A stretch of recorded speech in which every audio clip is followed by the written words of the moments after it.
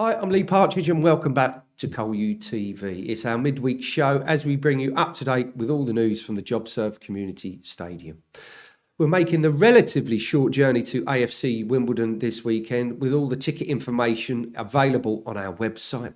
But let's kick things off for tonight's show with a look back at the action from Saturday's game and then followed by the thoughts from Steve Ball.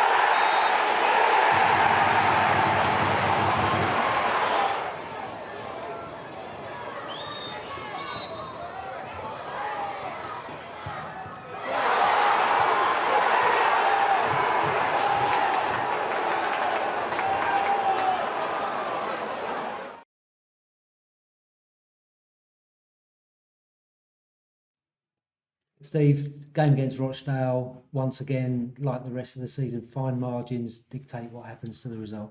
Yeah, that's it. I think you look back at the game, I thought we started quite well, first 5-10 minutes, front foot, going to some good areas and wide areas, just the final ball. And then obviously, you know, an unfortunate moment, they get a goal up and it seemed to deflate us a little bit. I thought first half we struggled to get back into the game for a while, but thought a much better second half. Yeah, and right at the end of that second half, you know, they scored their penalty and then we get a penalty, but you wouldn't pick anyone else on the pitch to take it. But Freddie, the keeper's just made a good guess to go that way. Yeah, that's penalties. You know, listen, never ever point a personal finger at Freddie. To go up there and step up to it 91st minute takes a lot of, you know, sort of gumption. So it's just an unfortunate moment there where the goalie's made a great save. Yeah, and obviously you've had a few days to work with the lads. Is the confidence as low as it would suggest being in the position in the league, or is it just a case of knowing that those fine margins just need to change in our favour? I think there's a natural element of confidence being low off the back of a bad run where we can't seem to get that result at the minute, but certainly the group is strong as far as experience and mentality. But, you know, like any game that's tight, it's that moment, that fine margin that changes everything, and there's a human reaction to that as well. But it's just important that we stick together as a group and, you know, get this win on the board and kickstart our season. Yeah, and if it does go to next week and you're in charge, at least, you know, you've done the job before and Ross Embleton's done the job before. So it's not like we're kind of a group of players without any direction. Look, you know, I mean, me and Ross have done a lot of games at this level, understand it. Elliot Ward as well has played at the top level, so you'd like to think there's good experience in the room. I think the players would also say that they play a huge part in that now in this interim period where we all have to pull together. Obviously, we need to lead it and get it right. But it's also important that everybody pulls together. Yeah, and you made a few changes from the team last weekend. One of the players that you brought in, Dan Chester's, looked like he's going to be a good young prospect. Yeah, obviously targeted Dan in the window from Dimitri, who worked with him at West Ham. I thought Dan was excellent. I thought he deservedly got man of the match, and I thought he was a potent threat on that right side. Continuously, got in behind him. It was just, I think, as a team, that final part today wasn't quite there. And how hard is it to turn that final part into goals when you are creating the kind and getting into the good positions that we are getting into? Yeah, that's the $1 million thing. That's why the top strikers and the top players in the top divisions, hit the numbers they do. It's just that execution going cold, just picking the right pass or the right bit of quality, and that's the thing. But we will work on it every day in training to try and get better. And how is the search going for the new head coach? Yeah, positive. Yeah, I think it's been well documented from Dimitri. Again, over 100 applicants for the position. I think we all want to, make sure that we get the right man in. I think he's got a good squad to work with, and we're very early into the season. So I think once that selection's made and the process is finished and we choose our man, he comes in as soon as possible. And as I said, he's got a good group of players to work with. Brilliant. Thanks, Steve.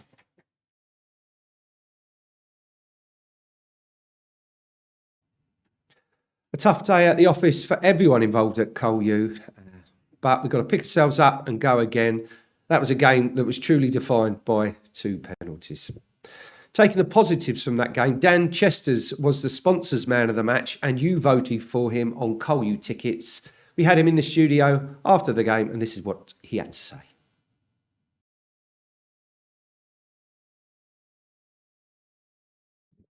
Dan, bittersweet afternoon for you, a decent performance, but a defeat for the lads. Obviously, it's very upsetting that the boys didn't get the 3 points, but obviously the positive is I got man of the match. I think I played quite well. And I think the boys played some good football too. We just couldn't find the final product to finish it off. Yeah, it must have been great for you to get the nod from Steve. I presume you got that yesterday, knowing that you're going to start the game for the first time in a league game. Yeah, I was really excited. Obviously proud as well to get my first start in the league.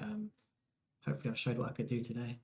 Yeah, and it's a difficult period for yourself coming into a club now, working for second person in charge, and it might be next week or it might be the week after, or further down the line you'll be having to try and impress someone else as well. But I suppose that's just part and parcel of being a young player. Yeah, it's part and parcel of being the game. Obviously, you get to know gaffers, and next thing you know, they're out the door. So it's hard. Obviously, for the club situation right now, we're not doing too great as a team, so it's a bit hard as well. Yeah, but I mean, today the reaction to going behind in the first half, the second half performance was positive, and we were getting at Rochdale. And it was just that final bit in and around the penalty area that didn't go for us. Yeah, hopefully we can find that next game, because I think we played really well on the ball. Like, had a lot of possession, had a lot of chances, like penetrating their defence. We just couldn't find the finishing touch, to be fair.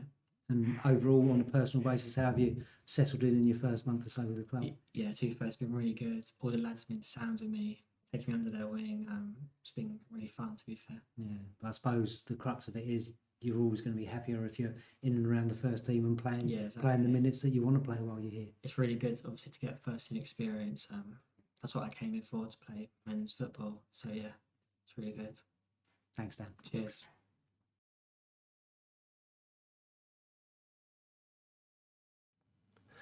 Good to hear from Dan, a man of few words, likes to do his talking on the pitch, and we'll be hoping for more of that this weekend at Plough Lane. Moving away from this weekend's game for a couple of minutes, we are launching our Goal of the Month vote for September. There's 4 strikes to choose from.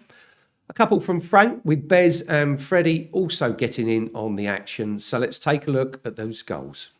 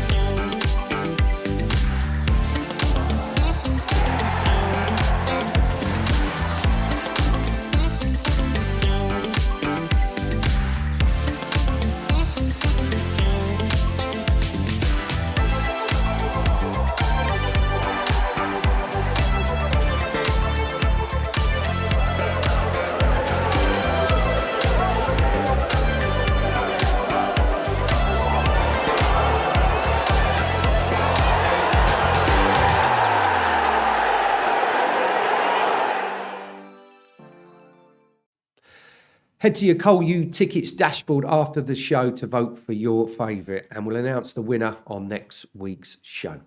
This weekend will be our first game against AFC Wimbledon in almost 28 years and our first trip to their new Plough Lane Stadium. If you haven't already got your tickets and you want to make the trip, all the information is on the website. If you want to email us here, anything, it's media@colchesterunited.net.